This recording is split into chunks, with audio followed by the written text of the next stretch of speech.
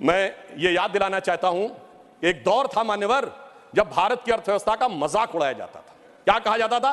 ये 2% से ऊपर कभी ग्रो ही नहीं कर सकते।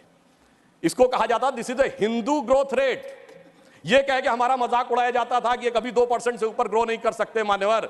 मगर जब से हम लोग आए हैं, यानी जो लोग कहते हैं कि उन्हें हिंदू ग्रोथ रेट ज्यादा अच्छी लगती थी, अब ये 7.8% की हिंदुत्व की ग्रोथ रेट है, क्योंकि अब वो लोग आए हैं जो हिंदुत्व में विश्वास करते हैं। और मैं ये भी एक याद दिलाना चाहता हूं, इसे कोई संयोग माने या दैव योग माने, मान्यवर जब भारत स्वतंत्र हुआ, इस बार की दीपावली के लिए मैं एक और बात भी कहना चाहूंगा, एक नया परिवर्तन भारत का जानते कैसे आया? ये सब कुछ जनता के सहयोग, समर्थन और मोदी जी की युक्ति के साथ तो हो ही रहा है। एक नया स्वरूप भी भारत का उभर रहा है। वो क्या है? जब मान्यवर देश आजाद हुआ तो उस समय भारत की अर्थव्यवस्था पे ताला लगा हुआ था। हमारे तुरंत विपक्षी लोग कहते साहब कुछ था नहीं, बहुत कुछ हम कर नहीं सकते थे। और जब ताला खुला उस समय श्री राम लला विराजमान भी ताले में ही थे। जैसे ही राम मंदिर का आंदोलन शुरू हुआ, अर्थव्यवस्था के अंदर भी नया परिवर्तन शुरू हुआ। 90 से 92 का ही दौर है अर्थव्यवस्था में भी बदलाव का, भारत की अर्थव्यवस्था के खुलने का, भारत की राजनीति की व्यवस्था के भी बदलने का। और यही वो दौर है जिस समय विवादित ढांचा भी गिरा और नेहरूवियन मॉडल भी समाप्त हुआ। यानी अगर आप देखें तो वो दौर था जब फॉरेन एक्सचेंज रिजर्व भी 1 बिलियन पे था। परंतु मैं याद दिलाना चाहता हूं, कुछ लोग लगेगा ये तुलना है क्या, तो मैं ये भी याद दिलाना चाहता हूं, उसके बाद एक बड़ा दौर आया जब 2003-4 में, आप याद करिए, हम करंट अकाउंट सरप्लस कंट्री बने।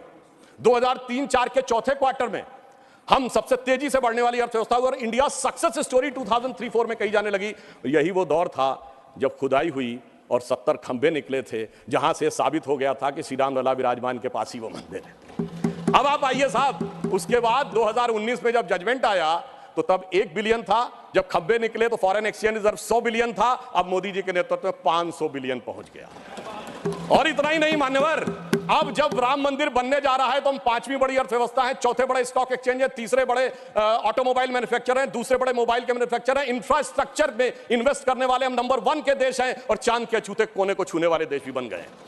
और अब अगर आप देखें तो हम G20 में सबसे ऊपर बढ़ते चले जा रहे हैं।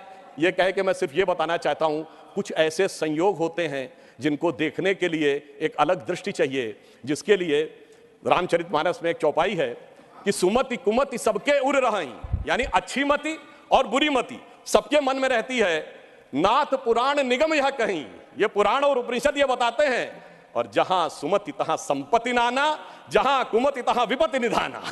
तो इसलिए जो जो हम धनात धर्मात तथा सुखम की दृष्टि के साथ संपत्ति बढ़ते गए, वहां इस देश में संपत्ति आती गई। On the lighter note and on the serious note मैं ये भी कहना चाहूंगा, हम सब चाहते हैं कि भारत वर्ल्ड की नंबर 1 की इकोनॉमी बने और मां लक्ष्मी की कृपा इस देश पे बनी रहे, और मां लक्ष्मी भी कमल पर ही विराजती हैं। खबरों में बने रहने के लिए तो वॉइस न्यूज को सब्सक्राइब करें और बेल आइकन दबाएं।